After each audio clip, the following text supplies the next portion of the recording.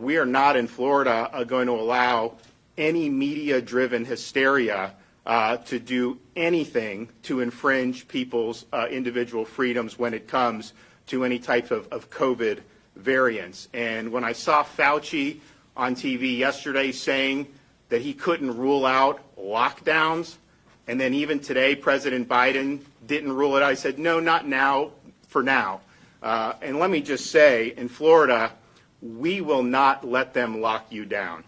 We will not let them take your jobs. We will not let them harm your businesses. We will not let them close your schools. The definition of insanity is doing the same thing over and over again and expecting a different result. The lockdowns didn't stop COVID. Forced masking, they said last year, would end the pandemic if 80% wore masks. Many more than that were wearing masks, and it hasn't worked. They said you could get COVID off surfaces, which isn't true. They've not been honest about the origins of the virus, and they haven't been forthright about natural immunity. And with these travel restrictions, I was probably the first governor in January of 2020 to call for travel restrictions from China. I supported President Trump when he did that. But we have to take a step back and acknowledge that those travel restrictions just didn't work. The virus had already spread, and so whatever this variant is, the fact that you identify some in southern Africa, that does not mean that it's not in any corner of the globe. It's an airborne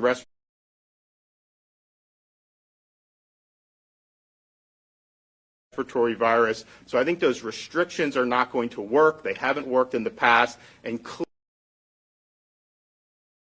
as you know, that's the federal government can control that. I've been arguing to allow more flights in from South America and all these other places.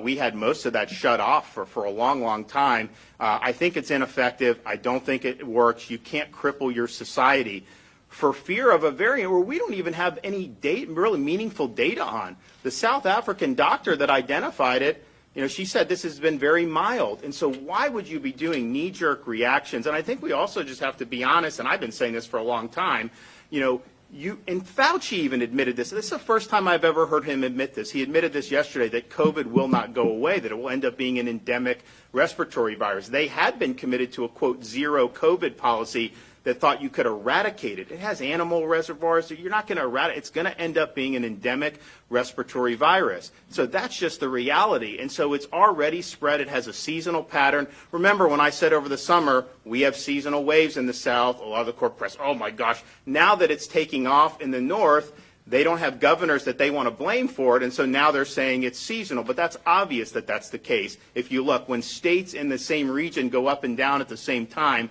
that's obviously the pattern that's happening. So doing any type of lockdown or restrictions is absolutely not the right thing to do. And again, I supported the China thing in January. Absolutely the approach we're going to continue on. You have concerns with the reports of this coming out, and then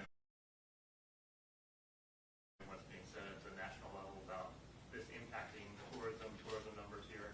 Well, here's what I would say. It's a good question. How does that impact tourism? If you look August up compared to pre-COVID August of 2019, hotel revenue up 12%, domestic flights up. And so I think what that shows is that Americans generally, particularly Floridians, but Americans, they want to be able to make decisions for themselves. You had it was actually a great game, Ohio State, Michigan. Michigan is the epicenter of COVID. Go crazy. I didn't really hear much criticism of it, and quite frankly, I didn't criticize it because I think those are folks that make the decision that they want to go out and they want to be able to live their lives, and I think that's what we should want people to do. So I'm very bullish on the tourism here because I think for two reasons. One is people want to be able to make their own decisions. I think that they are done being told what to do. But I think also the fact that Florida has worked so hard to protect people's decision-making and freedom, if people have decisions about where they want to visit, they know you can come to Florida, you can get off that plane, You can go get a bite to eat, and guess what? They ain't going to force you to cough up your medical papers. You can do anything. You can make the choices you want to make. And I think that's very appealing for people. And clearly, the places that have done vaccine passports, mandates, all this stuff, many of those places are having escalating COVID cases. And we've obviously been declining. I mean, our hospitalizations peaked the third week of August. And we're still going down on that. I thought it would have leveled out by now, and maybe it is leveling out now. I never thought we'd get, at a state of 22.5 million people, to get below 1,000 COVID-positive patients, and not all of them are even being treated for COVID. That's anyone that's COVID-positive going into hospitals. I didn't think we'd ever get below 1,000. We are.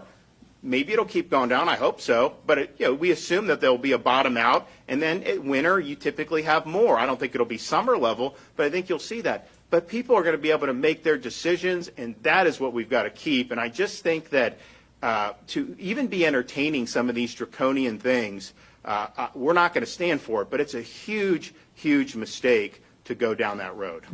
I mean, you came away from the men and women who are here because you guys all deserve the credit in this pay raise. But since you are here, sir, you want to talk about Dr. Steele and Sophia, the girl down. So here's the thing.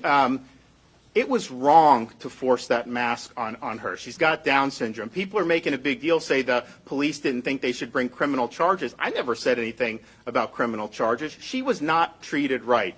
That school district was not following state policy. That's just a fact. And now we're happily in a better place where people's rights are respected, where parents' rights are being respected.